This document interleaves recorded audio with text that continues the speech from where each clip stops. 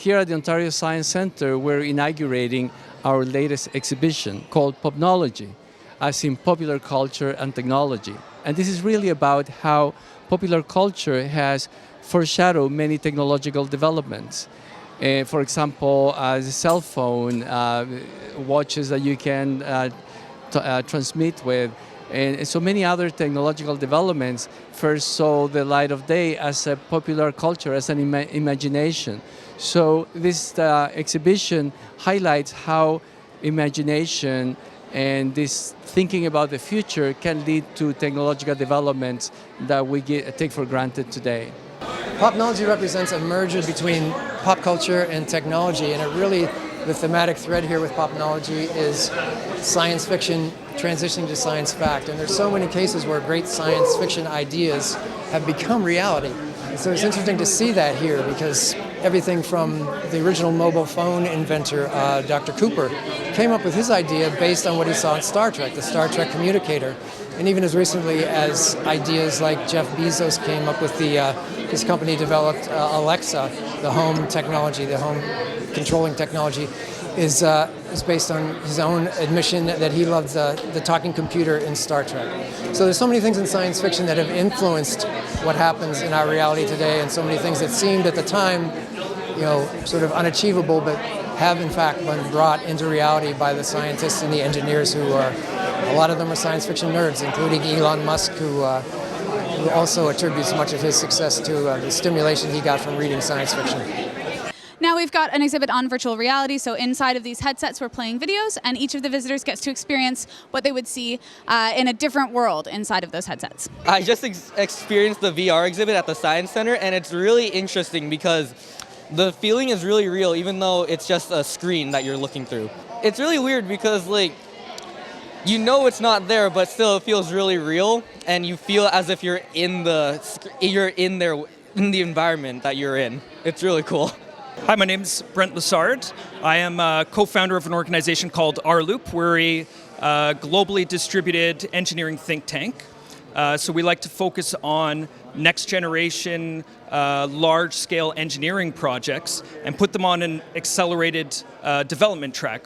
I grew up on a lot of science fiction. I watched a lot of Star Trek and the Jetsons and Back to the Future, and it had a big impact on me as a child. I thought this was the future that I would live in, or in the least be able to play an active role in participating in making a reality.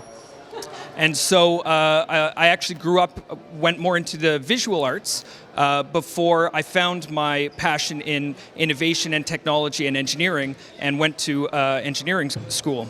A big part of this exhibit here today is the connection between the creative and the imagination, and then backing that up with the technical knowledge to make those dreams into a reality and realize a better future for everybody.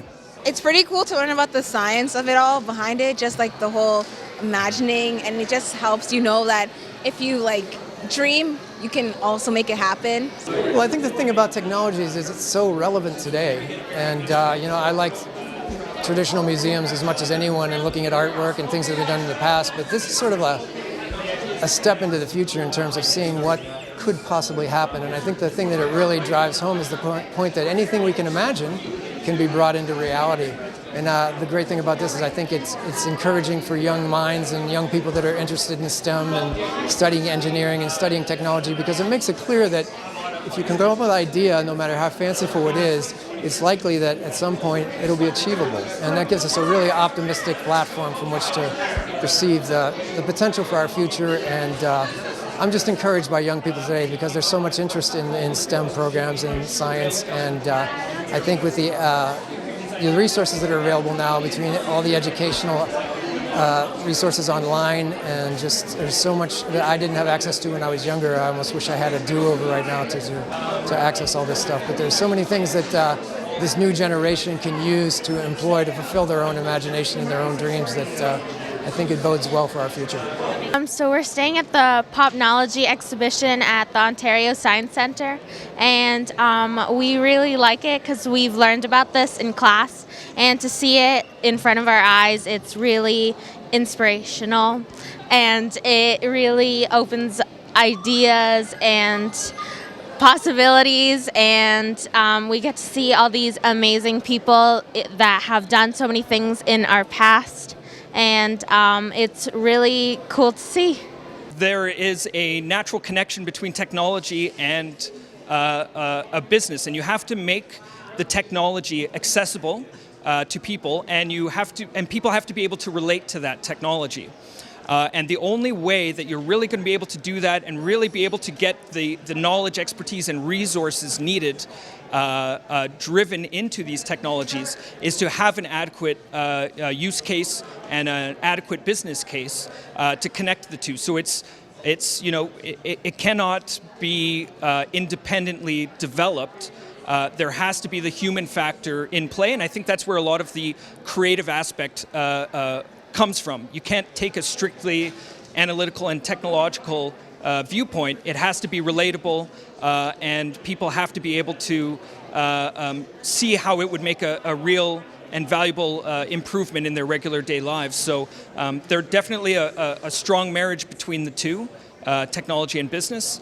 And I think with lots of new innovations in organization and business, there's a lot of new opportunities opening up to drive those resources into innovative technologies. So again, that's a field that I'm very much following and very much interested in seeing how it develops. I think it's an important exhibition because as technology is advancing, these types of VR things won't be as uncommon anymore, and anyone can do it. So it's really important. POPnology also is a great exhibition to inspire interest for science, technology in kids, because in the world of tomorrow, it is only through science and technology that we'll be able to solve the many environmental and sustainability problems that we have. So it's important for the younger generations to develop an interest in science and technology, and I believe this exhibition does this very well. I think it's very important for us to encourage people, especially young students. We have R2D2 in the background here, to inspire them to get into science, technology, engineering, and math fields. And I think that fiction and science fiction plays a large role in inspiring people and inspiring young minds into what may be possible, what might the future for them look like, and getting them very much interested in understanding it and being able to participate in it and being able to make it a reality. It's really cool to go around and see all the exhibitions and whatnot, and all the stuff that people have built and created that have contributed to the discovery of more or advanced sciences. And I think that's really cool, and I'm just really happy I got the opportunity to, go around and enjoy my day seeing all of this. POPnology here at the Ontario Science Centre is particularly well suited to our mission. Our mission is to inspire passion for the human adventure of discovery. And discovery can take different forms. You can find something that you're looking for, but also you can think about something that you want to develop and bring it to life. And that's what POPnology is about, how popular culture imagination has led to technological developments that make our lives easier today. And for the Ontario Science Centre, an institution that is at the nexus between science and society, this is a particularly apt and appropriate exhibition for us to show to everyone in Ontario. Hey, so this is my droid R2M0. So he's a replica of an R2 unit from Star Wars. I built him 2 years ago. I'm part of a club called the R2D2 Builders Club, and this is what we do. In terms of functionality, all he really does is move and make noise. He's not automated, so he's entirely remote controlled by me. So we don't work directly with the Science Centre. They asked us to come out here for the POPnology exhibit because R2D2 is a perfect example of pop culture meeting science and science fiction meeting science reality. You can't go out and buy the parts to build something like this, so he's entirely scratch built both inside and out.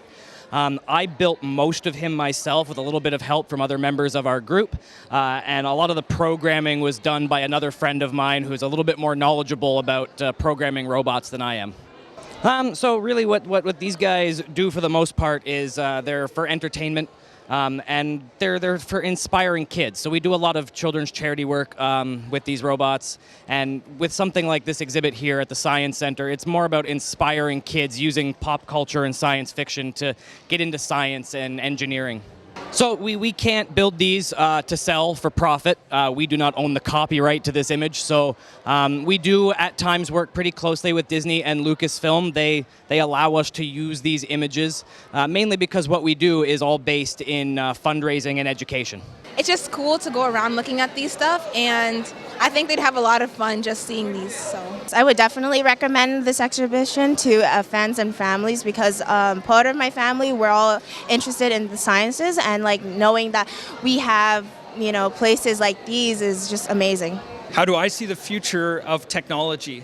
Well, we think that technology will play a very important role in allowing us to make exponential leaps in as a society, as a culture, and we think it can will play a very important role in solving a lot of the challenges that we face today as a species.